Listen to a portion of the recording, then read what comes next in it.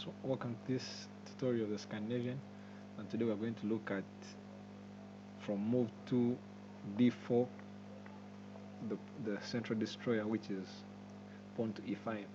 So against this move, white has very many moves that they can play, some being good, others risky, and others typically bad. But then we shall see how black can counter them accordingly. So principled, from part 1, we're going to look at the move knight to c3, which is active, attacking the queen immediately in the center and asking it a question. But then the best move that is also active from black's perspective is bishop to c4, bishop to b4, which immediately pins the knight to the king, thus causing white to make a concession either to the center or to unpin the piece. So we look at the move knight to f3, which adds pressure to the black center and in turn defends the pawn on d4. But after the move knight to c3, we say there is more pressure on the pawn, and thus having white to play the move a3, asking the bishop a question. Well, obviously retracting the bishop is bad because you lose a piece. The queen is attacked and at the same time the bishop is attacked, so that's a bad move. The best move is to take with check, and after the pawn grab, we push e5, gaining space on the king side and preparing ourselves to develop the king side with an initiative. So this causes white to play a move like knight to d2, which blocks the bishop, and we can see that also the white light squared bishop doesn't have a good square to go to. Actively it would be on the squares b5 or c4, but right now we see that white is to play and black is to play, and they can easily take control of the game. So I recommend the move knight to f6, as by the game Etienne Bacrot versus Leco. Bacrot was black, and this is how he followed up the game. So instead of Leco developing the bishop to c, they chose the knight because they would want to bring the dark squared bishop into the game. So the game followed with bishop to g4. The queen moved out of the pin, but we can see that now more pieces of white are still at the back rank, and this is a terrible development strategy. So a prophylactic move, bishop to h5, was played, trying to get rid of any pawn pushes. And here we see white asking for a queen exchange. Well, the queen exchange actually helps black too, because white's queen is really active and you'd want to take out that activity, though it helps them develop the piece that was undeveloped before.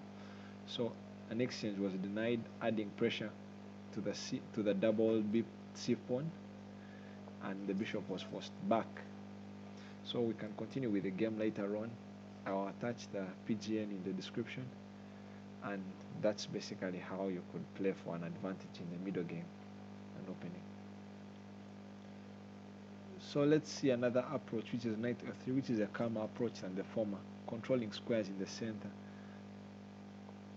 But the move knight to c6, as I am John Bartholomew says, responding in kind, is a good way for black to continue. So we now see that that move helped defend the pawn on d, so that in case of the push c4, then black doesn't have the opportunity to take on d. In case the move c4 was played immediately, then black can actually take out the pawn and be a pawn up in a much better position. Yeah, thus playing the move knight to f3 first and then afterwards c4. But then here we see a thematic check on e4, and what this check does is that it prepares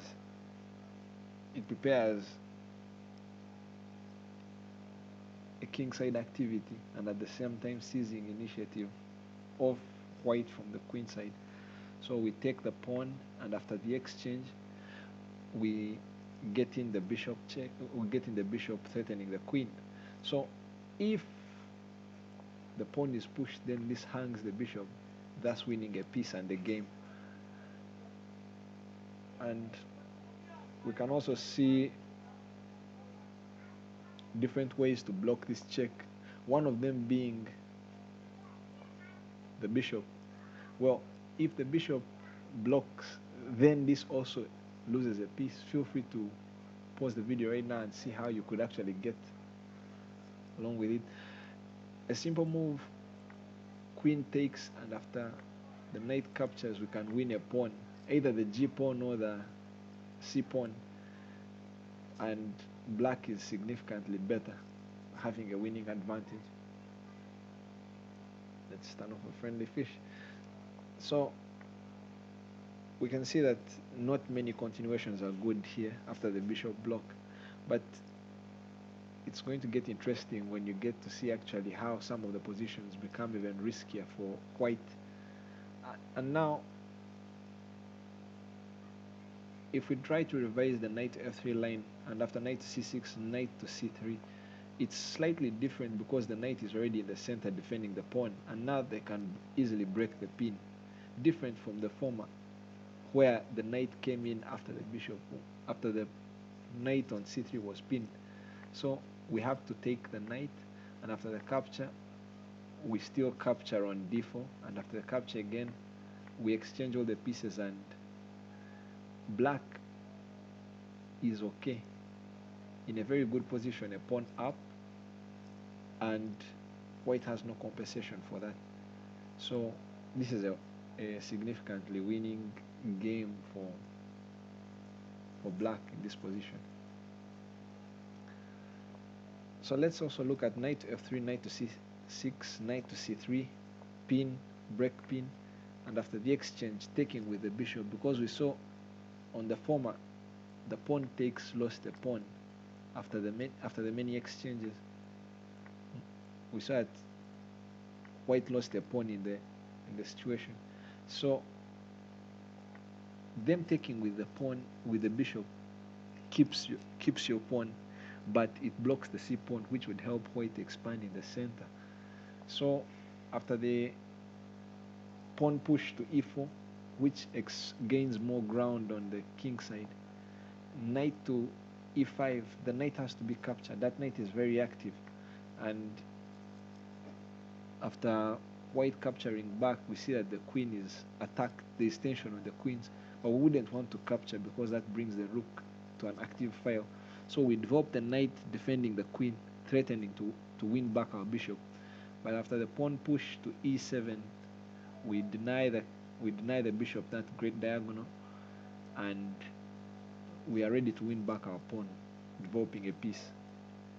And black is okay in the opening. So let's look at another variation which is very common, and that is d takes e. We immediately exchange the queens, and now we start gaining tempo on the pawn that is overextended. Well, the pawn gets to be hard to defend, and if white tries to defend the pawn, we see that they will always lag behind in development, and black will always get a compensation in active piece play. So let's first look at the many ways they could defend the pawn. One of them is pawn to f4, bishop to f4, knight to f3 is one of the many ways that they can defend the pawn. So let's look pawn to f4 first. So we block the pawn's advance by placing our bishop on f5 and preparing to castle queenside in tempo. So after the move pawn to c3, well, the move has two advantages. One, it denies these two squares of the knight, and that is the d4 square and the b4 square, because the knight is also eyeing the c2 pawn in case it gets to land on any of those squares. So after the castles, the king is in trouble, and after moving the king, we sacrifice another pawn to open lines, because right now, much as we are a pawn down, our piece activity is worth the pawn that is lost. So in this position, white has to develop a piece in principled play, and when we see them getting in more pieces, we cut off the king from running to the king side. And in this position, it's not as unclear, but black is actually slightly better, all because of the activity of the pieces. And that's what matters in the game right now. That the more active the pieces are, then the better the position for the one adding pressure. So let's see another scenario after d takes e, king takes knight to c6, knight to f3, defending the pawn with the knight. Well, this is simple, developing a piece while defending the pawn, but let's pin the piece to the king. So the piece is literally not in the game, seeing that it is pinned. Well, we see them bring out the bishop, defending the pawn. This feels like a Budapest, but the difference is that the knight is not there.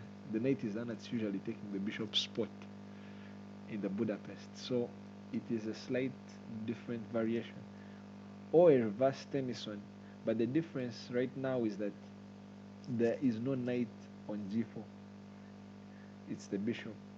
So we develop our bishop to c5 on a very active diagonal, slicing towards the king side, and this causes white to get into another concession of defending the pawn that is on f2, either with the king or with the bishop. Well, better is with the bishop, because they wouldn't want to move the king again. That's a waste of tempo and time.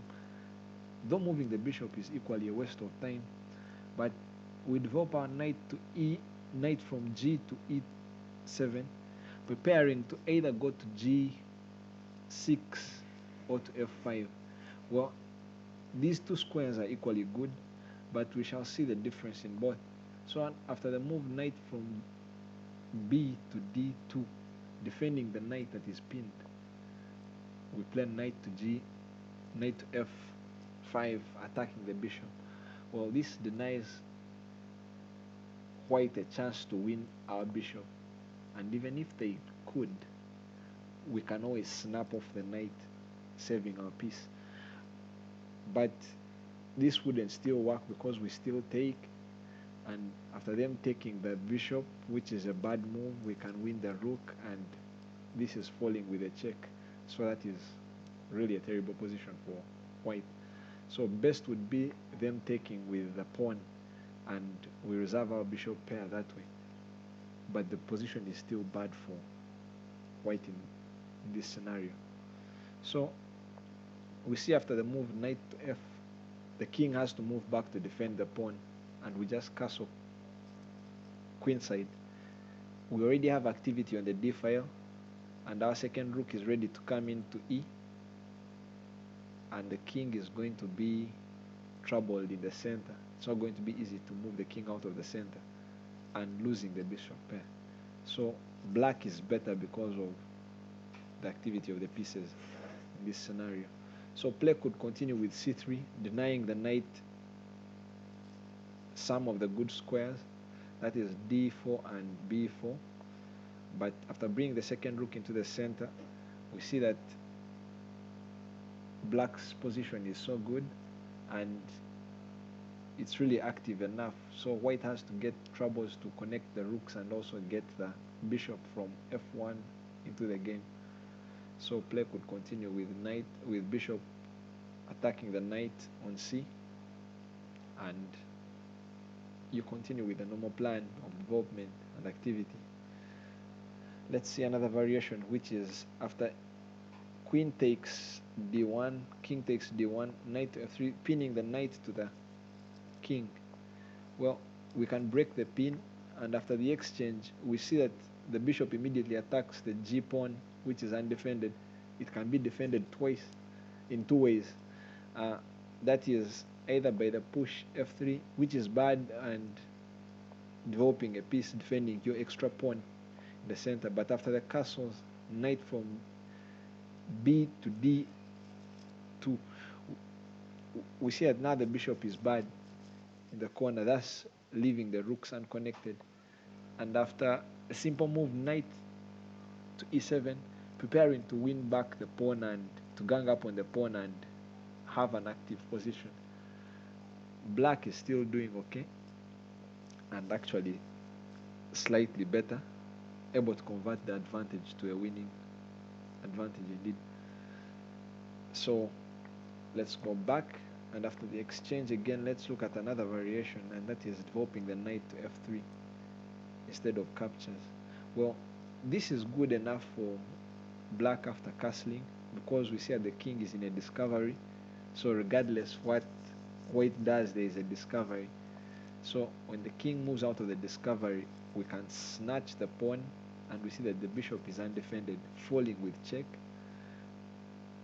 So on exchanging the bishops, we take it out with the knight, and black is doing fine in this position because they have won back their pawn, and they have a slightly preferred game, seeing that they already have an active rook. So that is it for the central destroyer. Attached is the PGN for this study and the short and sweet chessable course by I am John Bartholomew. Feel free to check it out and subscribe to see many more variations of the Scandinavian and the payable chessable course too, for it has more data than the short and sweet. And thank you for watching. See you next time.